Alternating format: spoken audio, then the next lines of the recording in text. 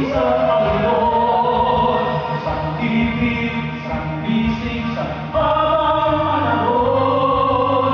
Kay Jesus, at tayo'y namumugaya, kahit saan pamagsalahan, kahit saan Church, minsan pa natin napapanahin ang pinakamahusay sa mga awit dito.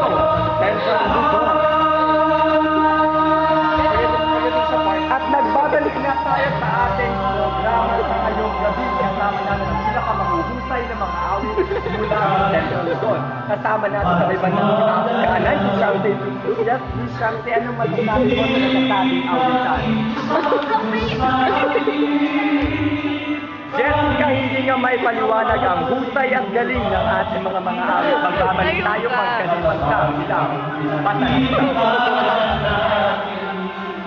Sulit eh.